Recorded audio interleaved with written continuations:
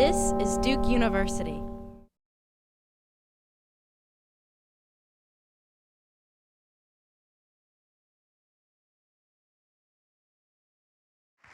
Please welcome Dr. Ellen Williams and Dr. Eric Toone to the stage. Well, Ellen, let me be the first to welcome you to Duke. As one of the founders of ARPA-E, it's an agency that's near and dear to my heart, and so it's really wonderful to have the director of ARPA-E here with us. Well, it's a real pleasure to be here. I attended the student event last night. It was so lively. I'm just very excited to see so many people so engaged with the energy sector. So ARPA-E, of course, was, we heard Steve talk so much about change in the energy field, and that's absolutely the keyword of energy today.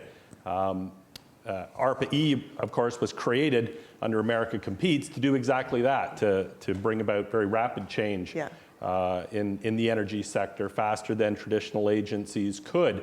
And we saw that first summer in 2009 when the agency was started, really in a real way, under America Competes, the tremendous interest and enthusiasm for that. We had 3,600 applications for our very first solicitation. But I've been gone for 4 years. There must be a great deal new going on at ARPA-E, and so I wonder if you could bring us up to date a little bit on some of the things that you're excited about today. Okay, let me run through some slides. I'm going to grab the clicker and then just sit here. We can kind of do this as a conversation. Let's see, clicker. Thank you, sir. Okay, good. So it's always a pleasure for me to talk about ARPA-E. Eric knows the story. We're a young agency. Just got started in 2009. Eric was there in the early days, and it was quite an amazing start to the agency. We still have legends about those early days. And ARPA-E is really set up as a change agency. We're a small agency, a young agency with a really big ambition. And you can see up in the upper left there, our motto, changing what's possible. We want to change what's possible in the energy sector. And we're really fortunate because of the origins of ARPA-E, the way we were set up. We have very clear authorizing language. And I'm just going to show you 3 slides that summarize the brief 4 pages of what Congress said to us we're supposed to do in ARPA-E in the energy sector. So the first thing that Congress said to us is we're to work on innovation. We're to go out and we're to look for the most exciting, most transformational new ideas in technology and figure out how to apply them in the energy sector to have an impact. And I'm showing 3 pictures here, and let me just briefly tell you what each of those pictures are because it'll give you a feeling about what we mean by innovation and kind of the breadth of things that we cover. So the one on the left looks like an airplane. Well, it's actually an unattended air vehicle, a UAV, and it's a wind-borne air turbine, which sounds insane. Okay, and the idea here is that wind speeds at the typical height of a ground-based wind turbine, which is about 100 to 150 feet, you can have that kind of wind capture of power over maybe 15% of the continental United States. And we wind up with our wind sources far away from our population centers. If you could go up above 500 to 1,000 feet, wind speeds are stronger, more persistent. You could have your wind power over 85% of the continental US. So how do you get up to 500 to 1,000 feet? You're not going to build a tower that tall. But the idea that the McConney team had when they came to us was they were going to take their propeller-driven airplane, attach a tether to it, fly it up to high elevation, fly it in a circle, and then the crosswinds would cause the propellers to spin even faster. And that extra speed would be used to create power, which they'd send down to the tether. That's a pretty insane idea. And they were having some troubles with it because the propellers had to do 2 things simultaneously. They had to fly in a circle, and they had to pick up that wind power and turn it into electrical power. So we funded them after, I think, considerable discussion. I remember I heard that was a controversial decision. But we funded them, and they did it. They built a 28-foot wide prototype. This is a later version. They flew it up to about 1,000 feet. They flew it in a big circle. They delivered 7 kilowatts of power down the tether, and they landed it. And practically before they were back in their landing dock, a venture company, in this case Google's venture arm, bought them. And so Google's been investing in them ever since. They now have a 600 kilowatt prototype that they're field testing, and they're looking to go to first commercial applications in a couple of years. So we're really excited about this. This is going to really change the way we think about what we can do with wind power in the United States. More steady, closer to population centers.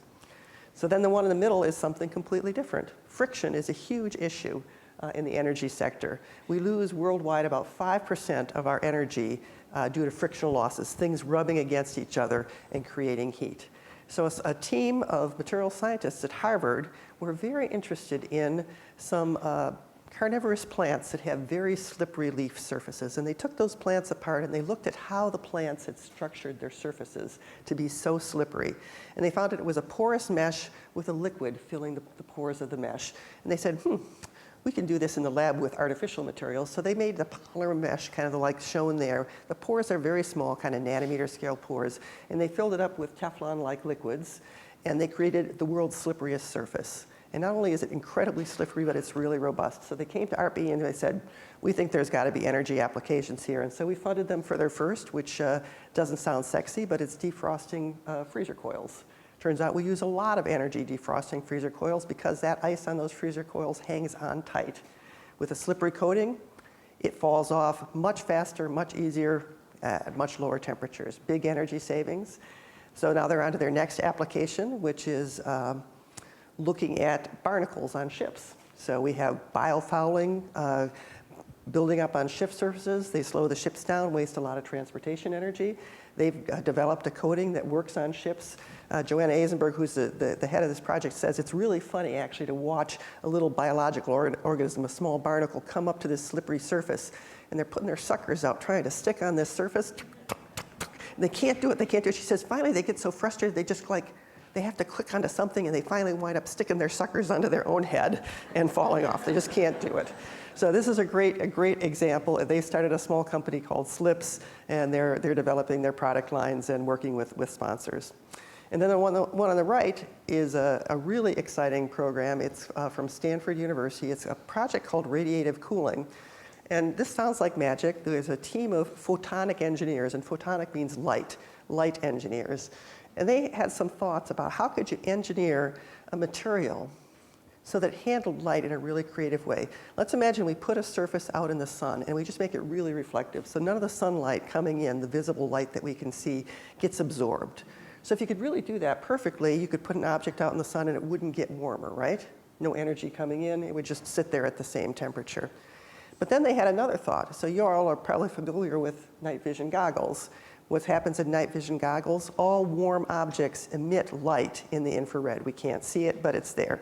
So every warm object emits light. So they said, let's also make this material be able to emit in the infrared. And so they tailored this material so it's very reflective in the visible and very emissive in the infrared. So now it's sitting there in the sun. It's not getting any energy in. Because it's warm, it's sending energy out. Well, what happens if you have no energy coming in and you're sending energy out? What if you went out in the winter and took your coat off and sat there emitting all your IR radiation? How would you feel? Hot? Say the word. Come on, say it. You'd feel cold, right? So actually, this material sitting in the sun spontaneously gets colder. It does. That sounds like magic, but it's physics. I could teach it in a junior level physics course. So this is amazing. It's transformational. Where is that heat going? It's going to outer space. So it's pretty crazy. So this is really amazing. You can think of applications in things like air conditioning. When I saw this, I said, oh, I want that stuff on the roof of my car because it gets so hot in the summer. But the thing that's really amazing about this is the potential applications in industry.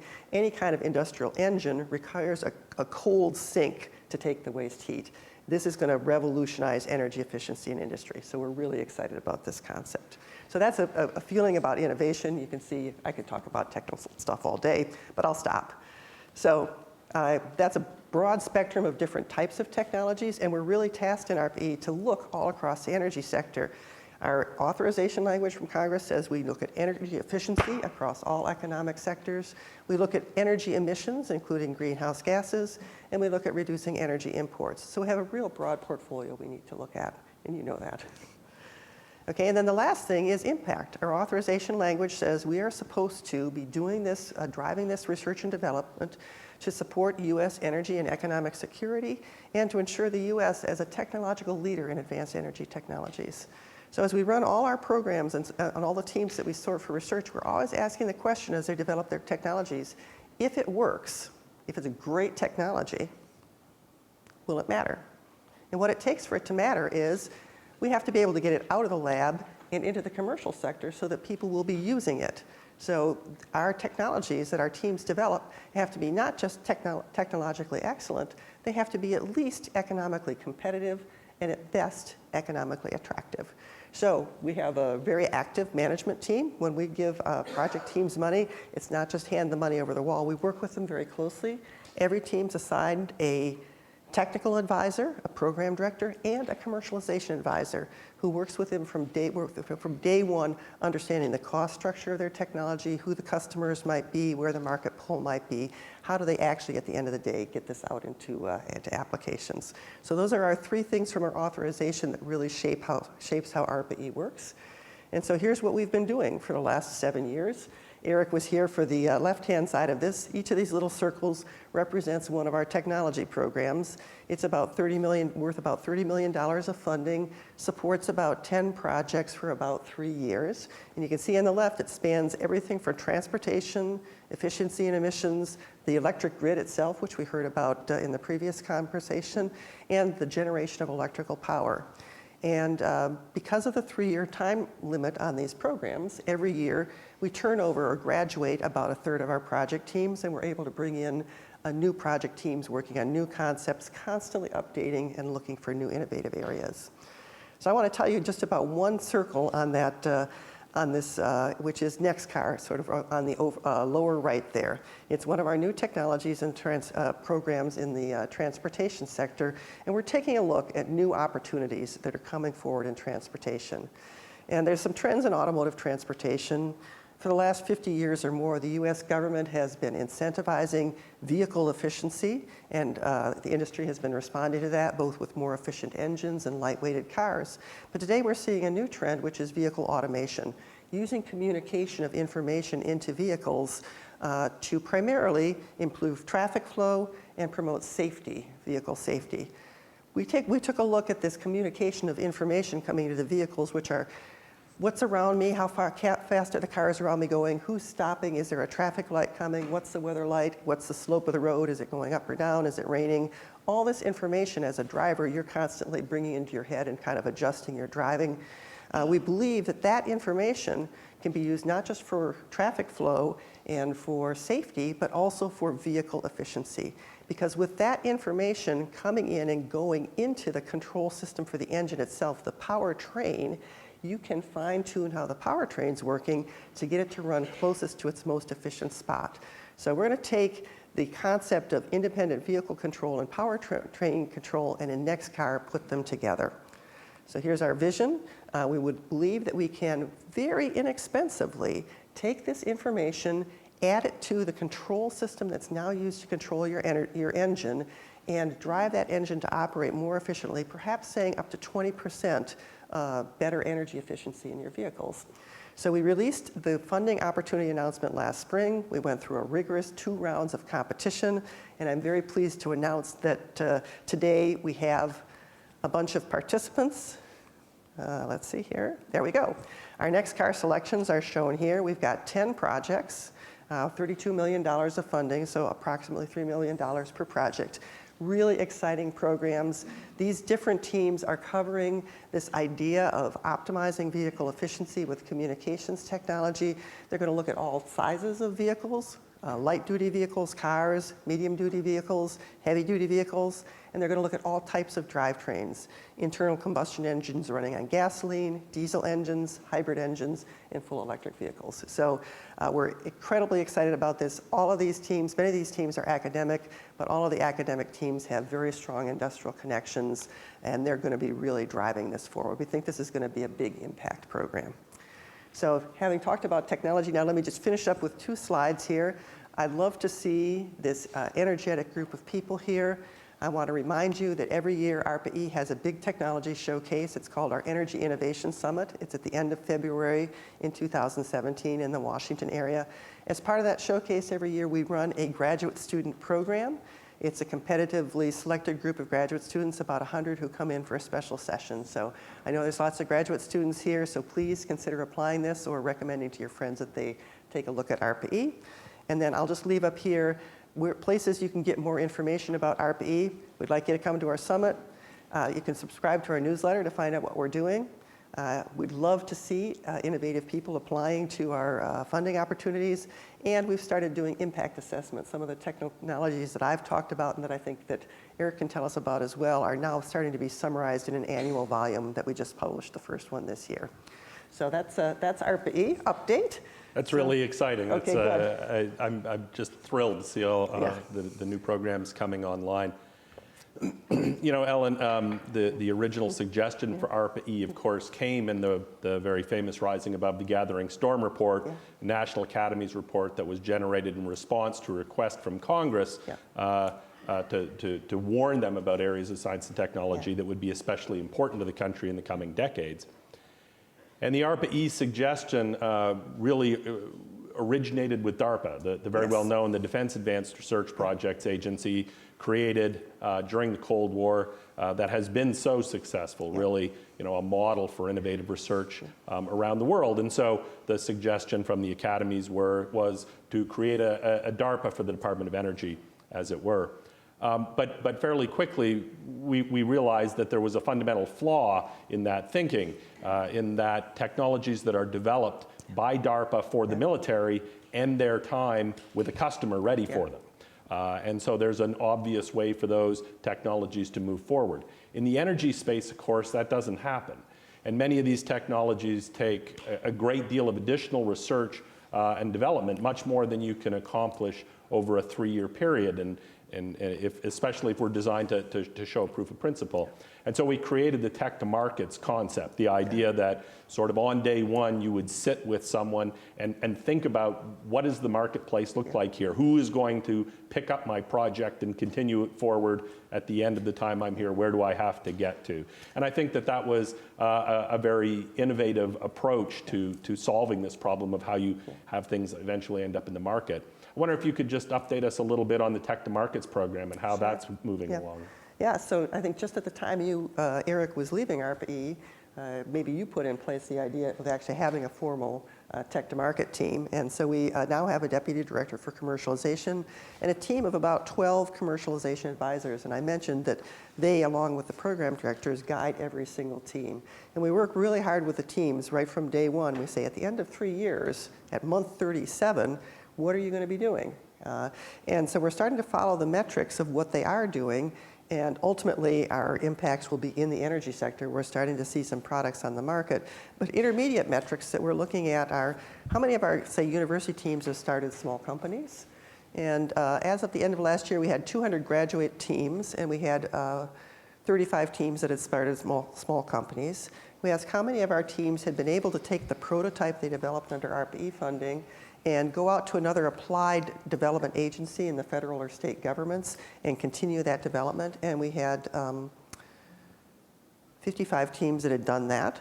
And then the gold standard for us is how many of our teams have been able to take their technology far enough along so at the end of their 3 years, they're able to go out to the private sector and say, we're ready to go commercial and start to get private sector venture or other types of capital investment to drive their programs forward. And we've had 45 teams from compared with our 200 graduates get private sector follow-on investment, and then it's really incredible how well they've done. It's been about $1.25 billion worth of follow-on funding for those 4 teams, and many of them, as I said, are now getting products on the market. So of course we're very excited about that, and we're working really hard to keep the momentum going. But of course things are changing in the clean energy investment world, or they have changed. back in 2009, 2010, clean energy investment was a big deal. Sure. And there was a lot of money. And why don't you talk a little bit, what's been happening since then in terms of clean energy investment? Yeah, in 2009, 2010 was an incredibly optimistic time. It was in addition to President Obama, Secretary Chu at the department, but it was an optimistic time, I think, in the energy world writ large. It looked very much like we were going to have a carbon tax, right? Actually passed one half of Congress. We almost made it. Oil was over $100 a barrel. There was a great deal of investment from the sort of real flagship firms from the coastal ventures, from Kleiner Perkins, operations like that. But then I think a couple of things happened. Definitely a change in Congress that made the passage of a price on carbon difficult. And as someone who comes from the oil and gas sector, you know that the opposition to a carbon tax doesn't really come from industry. As you know, the only thing that industry can't deal with is uncertainty. If you want to have a tax on carbon, have a tax on carbon. Just tell us what the rules are going to be, and I promise you ExxonMobil will make money however you set the rules. I promise you. It's uncertainty is the problem. But that sort of went away. And then, of course, what really changed everything was fracking, was horizontal drilling. And the sort of explosion in natural gas, the massive price cratering. And so in 2009, 2010, when everything seemed so optimistic, it sort of seemed that by the time I left at the end of 2012, the answer to any question you could possibly conceive of in energy, it didn't matter what the question was, the answer was burn cheap natural gas. And it all of a sudden made innovation very, very difficult. We saw money flee. The Coastlas and the Kleiners of the world just gave up. Their associates, their partners that were directed to their energy practice left, and the money just stopped. I think there's fundamental flaws. Venture operates, of course, one always has to remember that venture does not operate to advance cool technologies or make the world a better place. Venture exists to make money for their LPs, full stop. And the fact of the matter is that the 2 and 27-year fund model is just not structured for the energy world. So I think that we need new investment vehicles. We need new regulation. We need regulatory certainty so that people can invest with confidence over an extended period of time. And I hope we see some of those things come to pass. Well, I think, so we've really worried about that a lot because we want our teams to continue to be able to develop their technologies, and they really struggle. Our commercialization team works really hard, and we're starting to broaden the areas that we go out to. In addition to traditional venture capital, there's what's called strategic investment. So big companies sometimes are interested in specific technologies that they see being possible to move into their own product lines. But one of the more interesting things, of course, in the past year has been a new program called Mission Innovation. And that was announced last year at the Paris, or just before the Paris climate talks, the idea that governments around the world would agree to double their clean energy R&D investment with the expectation or even the promise that private sector investors with a patient and morally informed outlook about the issues of climate change would step up to be investors for the outcomes of that R&D. So Mission Innovation is passed. It's moving slowly in the United States in terms of doubling the clean energy R&D budget, but we are seeing more philanthropic investors, what they're called double bottom line investors. They want to make their money, but they're willing to wait a little bit longer to see the return on their investment.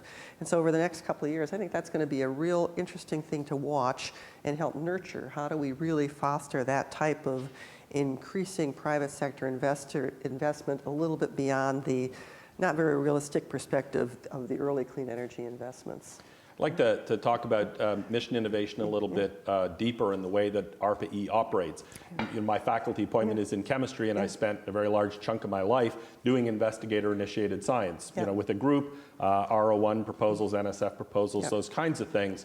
And that's really discovery science, where what happens is that a group of smart people, my graduate students and postdocs, have flexibility to follow their nose, right? The money is handed out to investigators through grants, which is, in very large measure, fire and forget money, right? But at ARPA-E, that's not what we do. Right. ARPA-E is designed to do something different. We use cooperative research agreements, not grants, and there's a real effort to impose discipline on translation as opposed to discovery science. I wonder if you could talk a little bit about the model, how it works, and especially the critical role of our program directors. Yeah.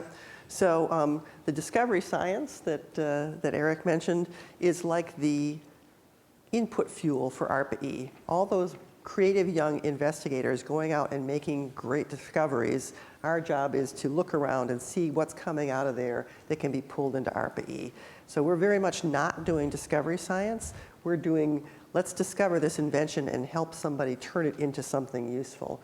And the critical role for us of our program directors is kind of twofold. The first thing is our program directors are really intense subject matter experts. They're people who have worked in technology, they understand technology and technology development, and generally they have a passion for the clean energy field. So our program directors come in and they think and they strategize and they assess where is there a technology opportunity. How much time do we have?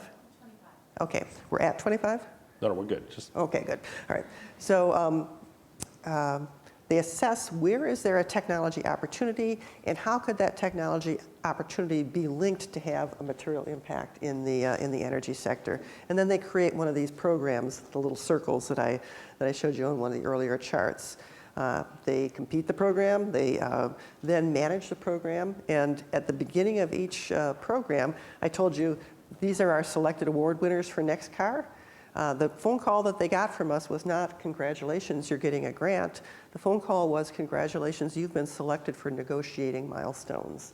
And so at the first stage of our process with those teams is we sit down with them, our program director and commercialization advisor, and work through what they can realistically achieve in 3 years, what's the goal of the program, and what intermediate milestones do they have to be able to meet to have the opportunity to get to those milestones. And the milestones are both technical and commercial. So it's a very different approach, and it's kind of eye-opening, especially for university teams who have never done that sort of thing before. Yeah, it really is. Yeah. And it relies very heavily on those program directors. We were talking this morning at breakfast that this only works if the program director is the smartest person in the room. But not only is the smartest person in the room, but that the team feels is every bit as invested in their success as they are. This is not a sort of I bust your chops kind of exercise. This is, we all work together. Yeah, and another part of that I kind of went over kind of quickly is the strategic planning, the assessment of where there are opportunities and needs in the energy sector. And that's something that's going on all the time in conversations like the ones that you all have, and constantly working with a variety of people trying to understand where are the needs and the opportunities in the energy space. And Eric, I know that recently you have been doing some work for the Secretary of Energy on assessing a strategic area of carbon utilization. And I'd be kind of curious to hear some of the things you've been learning there.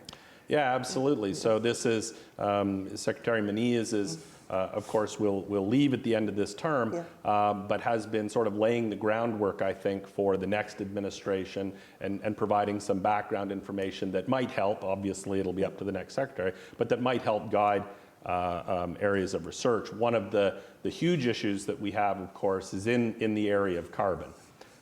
Carbon capture and carbon utilization. And so Secretary Menez asked Arun Majumdar, who of course was our very first director and is now a member of the Secretary of Energy Advisory Board, CEAB, to put together a committee to prepare a report that would look at all aspects of carbon capture and utilization. And I've been a part of that exercise. It's been a great deal of fun. It's a wonderful group of people. You've been there with us, working on some aspects of it.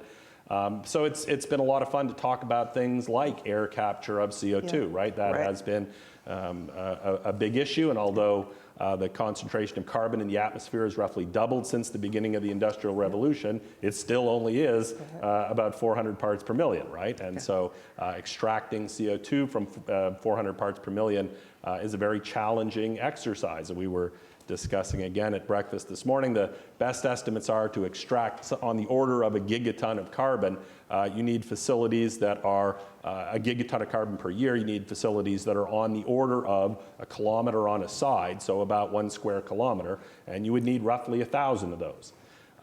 Which of course brings up another interesting issue, is that the very hardest thing to do in the whole energy business is to wrap your head around scale. This is the very hardest thing there is to do in energy. And a funny story I was sharing with Ellen earlier. So we were talking about these facilities that would be a kilometer on a side, and you need 1,000 of those to extract just 1 gigaton. And a bunch of academics in the room were sort of laughing at how ridiculous this suggestion was. And we had Mike Ramage, who of course was CTO at ExxonMobil, and Mike is sort of sitting there and he's thinking, that doesn't really seem all that big to me. That really, that seems very doable. And he said, we put a drilling rig in the North Atlantic that was 100 times bigger than the largest aircraft carrier ever constructed, 1,000 facilities a kilometer. And so you really need to get the perspective of these people who work because they think about the world in a very, very different way than you and I do. Yeah.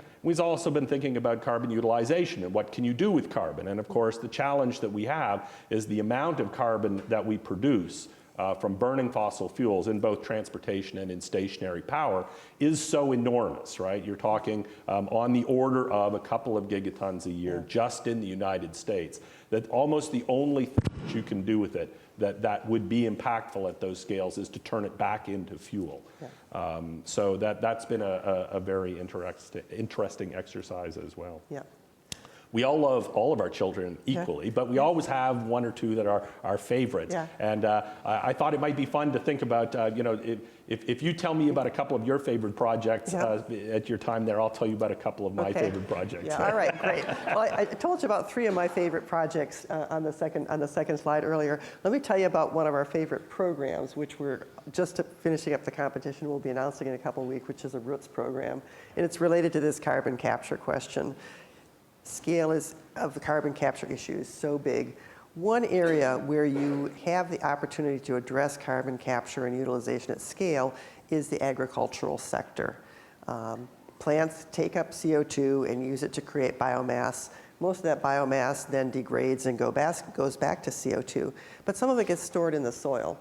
And soil carbon is very important for fertility of soil, for water use management, for effective use of fertilizer. And over the past 200 years, probably 2,000 years of increasing agriculture and intensification of agriculture, there used to be a lot more carbon in the soil than there is today. And all the carbon that has been lost from the soil over essentially the last 200 years would be equivalent, if it could be put back, that would decrease the CO2 concentration in our atmosphere by 65 parts per million, down from 400 to 335. That would be incredible. So our Roots program is a program to develop agricultural crops that have deeper, stronger roots that will allow more carbon to be put back into the soil. It's a really hard problem. I think it is one of the most exciting things that we're doing. The potential is immense. If we're successful, we could reduce by 5 to 20% the effective CO2 emissions in the United States, and worldwide you could have a similar kind of effect with the ancillary benefits of improving carbon soil, reducing fertilizer, and reducing water use. So that's, I'm not, as you say, I'm not supposed to have favorite children, but I like my Roots program. So it's funny, back in the very first open FOA, that was, the way ARPA-E got started, it had been created under America Competes. And although President Bush signed America Competes into law, the Bush administration never asked Congress to fund it. And so the agency existed, but only on paper. In the spring of 2009, as the Obama administration took office, Secretary Chu came to Washington to be the Secretary of Energy. Steve was one of the authors of the Gathering Storm Report, and so he wanted to make ARPA-E his baby while he was there, but he had no money to do it with, of course, because the previous administration never asked Congress to fund it. But because it was the spring of 2009, what he did have was the Recovery Act. And in the Recovery Act, the Department of Energy got $32 billion, if you can possibly conceive of that sum. And so on April 27th of 2009, President Obama very famously announced $400 million in Recovery Act funding for ARPA-E and the agency's first solicitation, first call for proposals. Everybody send us all your nutty ideas about energy.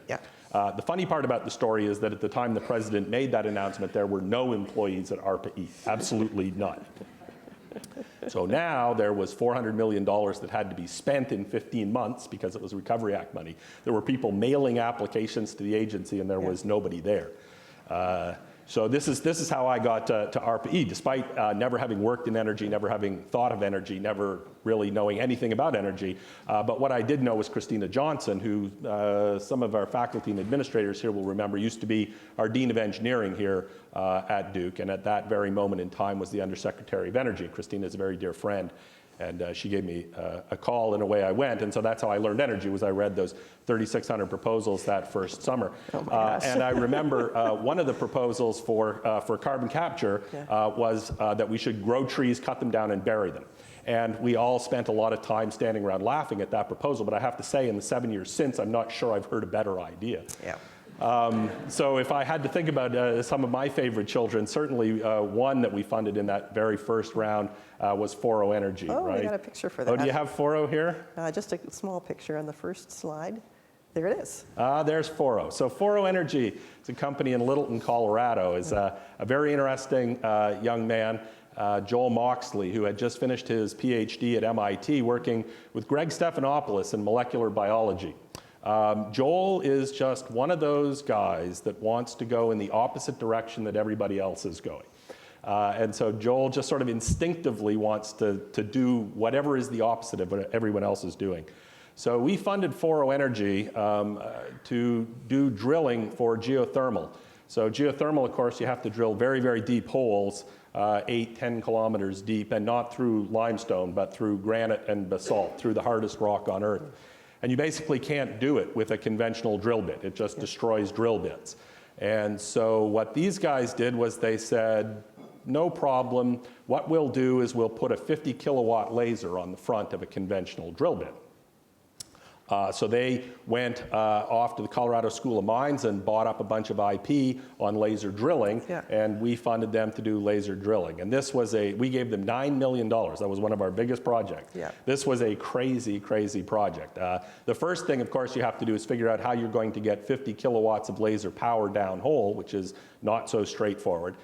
They did it through a 600 mil fiber optic cable, basically exactly those silly little light trees, things of exactly that size. But obviously, if you're going to put that much power through it, the optical quality of the glass has to be unbelievably high.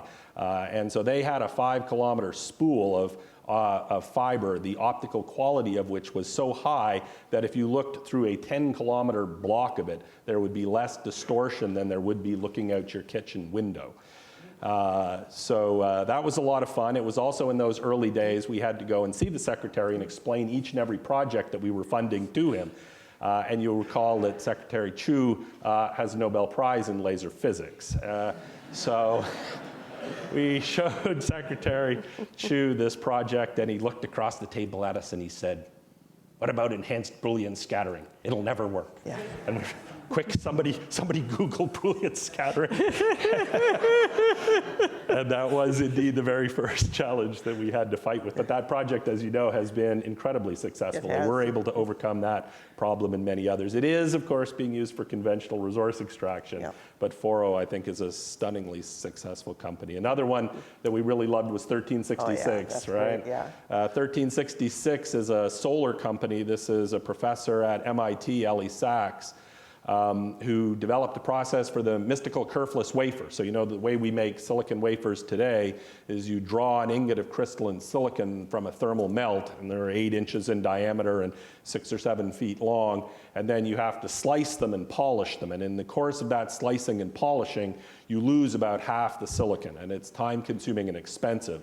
So for a very long time, people have sought to draw a silicon wafer directly from a thermal melt. That was kind of the holy grail in this business.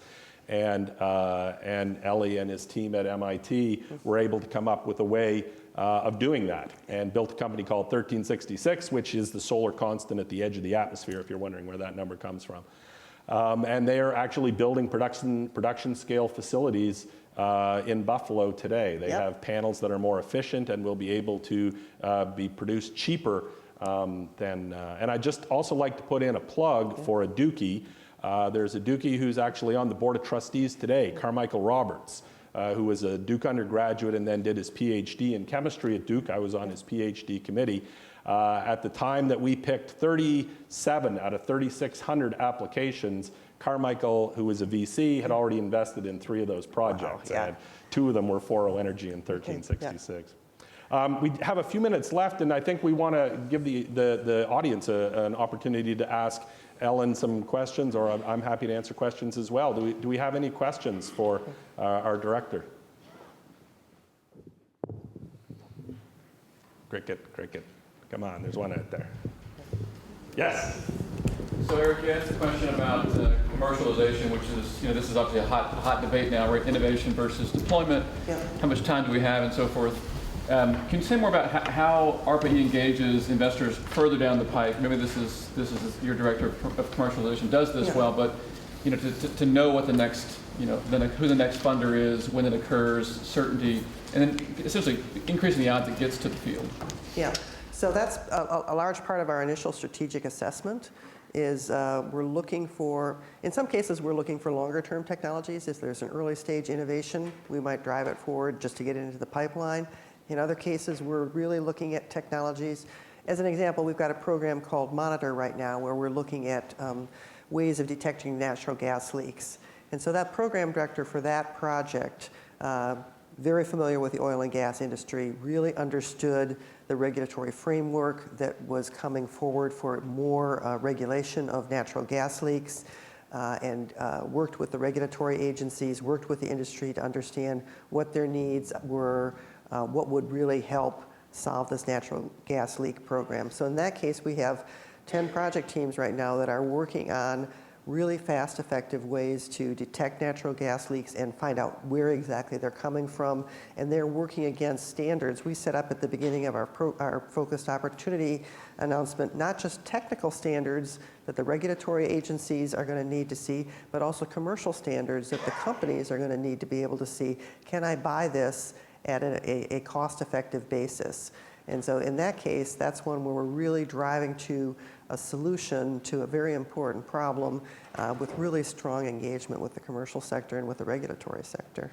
But your point is a great one. It's absolutely critical at day one to engage people far down the road to make sure to understand what's meaningful for them in terms of price and in terms of scale, and to be certain that you can see a path, right? Maybe that you won't be there by the end of the 3 years of ARPA-E funding, but that you can see a path to meaningful deployment statistics. Yeah. It's another great point, Ellen, but there is tremendous expertise across DOE. This is a very large agency, and even if we leave the NNSA side off of things, the Office of Science is $4 billion, the applied programs are $3.5 billion, ARPA-E is this little $300 million thing that lives in the middle of it.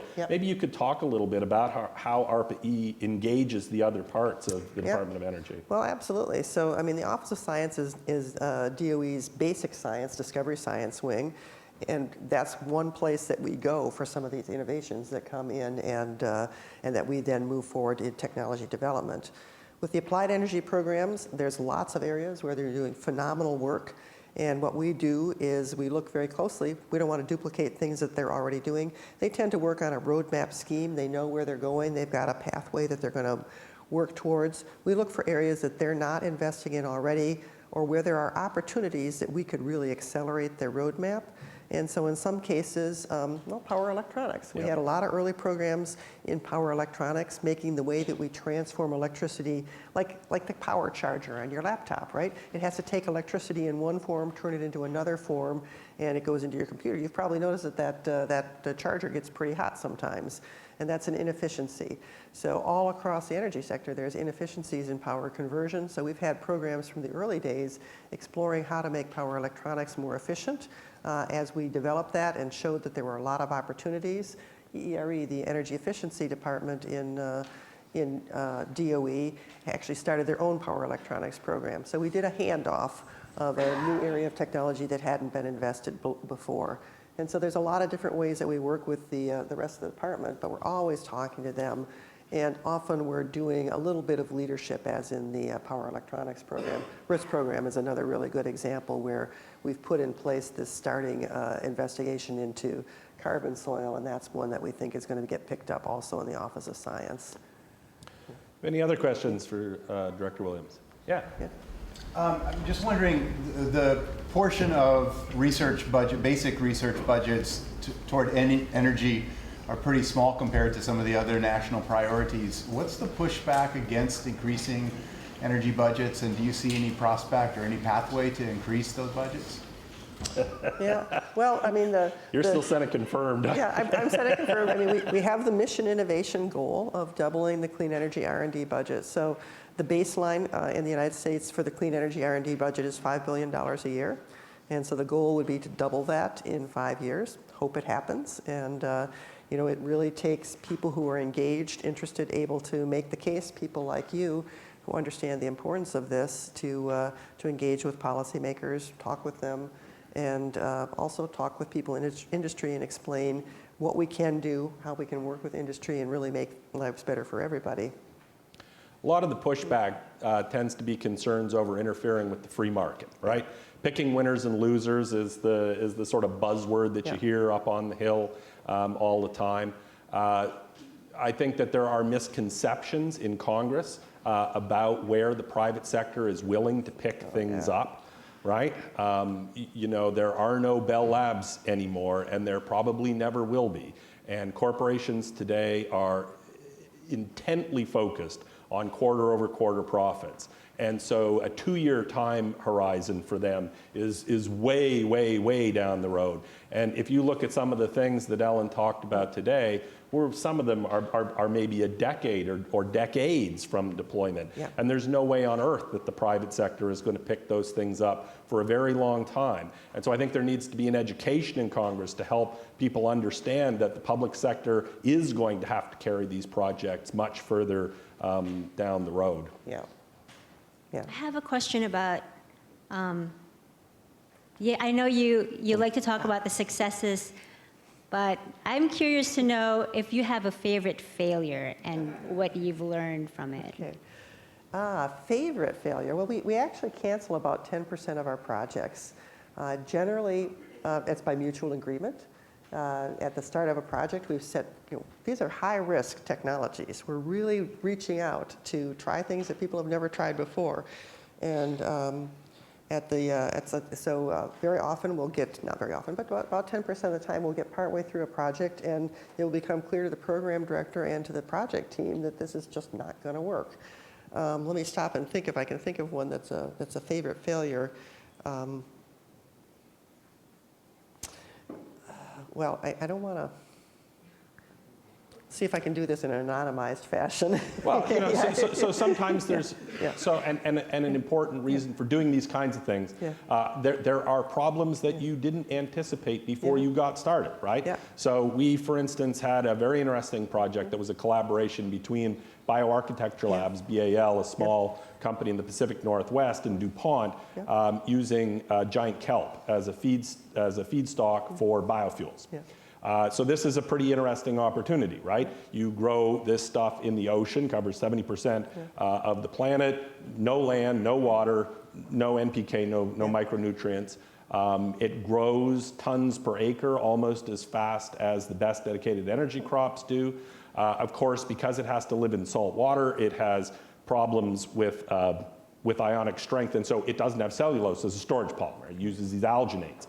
So that was why DuPont was involved, because they had to develop pathways to convert these unusual sugars into isobutanol, which of course is DuPont's fuel of choice. Well, we got that project going, we got it down the road. BAL was able to grow this stuff very well. Using alginate that you buy from Sigma Aldrich, DuPont was able to work out the pathways and convert these sugars into isobutanol at very high efficiencies, and this all looked great. But when you tried to use real kelp, it didn't work. And what we discovered was that you have to get the salt out of the kelp, right? So you grow it in the ocean, you harvest it from the ocean, you pat yourself on the back because you didn't have to use fresh water. But now how do I get all the salt out of the kelp, right? Yes. And if I have to wash it with fresh water, now I'm, okay, so that project, in a sense, failed, but what it really did was suggest a great set of topics for another set of solicitations that would enable, right? So I think that's a good example of a happy failure, right? Because it was successful as far as it went, and what it did was it led us to other things that we would have to work on later. Yeah, and I can put out a different kind of failure, which is not a project failure, but a change in the market. Yes, so we had a whole, absolutely. We had a whole program, you were probably involved in setting it up. We had a whole program addressing rare earth metals. 5 years or so ago, rare earth metals are used in creating the magnets that are essential for electric motors. Have to have them. We want wind turbines, we want electric vehicles, all kinds of industrial motors. And then about 5 years ago, a little bit more, all of a sudden the price of rare earths went through the ceiling. It got really expensive, and the industry was really scared. So ARPA-E started a program to develop alternative materials that would generate the magnetic fields without these rare earths. And the program was actually technically very successful. Our project teams did incredibly well developing new materials based on iron, for instance, that have the specifications that they would need. But 18 months into the program, the price of rare earths came back down again.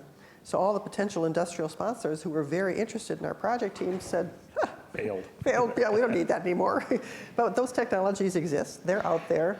As with all things in the energy sector, there's probably going to be a cycle, and we'll come back to that again, and then we'll be ready. We'll have those technologies on hand.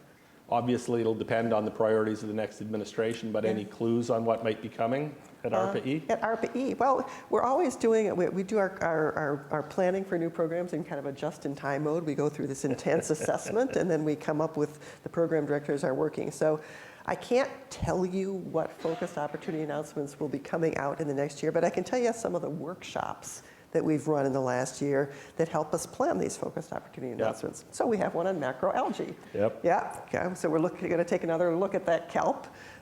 We are looking at nuclear energy. Is there something that we can do to help break the gridlock that's stopping us from having effective nuclear energy? We're looking at more power electronic circuits, helping drive industrial efficiency. We're looking at computer data systems efficiency. And we're looking at food waste. Now that's a really interesting one. The whole value chain from where you start to grow food to when it arrives on the consumer's table, there's a huge amount of food waste, and that corresponds to also a huge amount of wasted energy in preparing and carrying that food. So we're going to take a look at whether there's kind of something like Nextcar or Monitor, where there's this huge societal problem that has an energy aspect that we might be able to tackle. So a whole range of different things coming up. Wonderful. Well, as always happens when you sit here and talk about energy, we're out of time much quicker than we thought we would be. That's too and bad. so we want to welcome to the stage the next panel, which will be on the evolution of electric utilities. But as they make their way to the stage, I'd like to take this opportunity to give another round of applause to Ellen and thank her for joining us. Thank you. It's been such a pleasure to be here.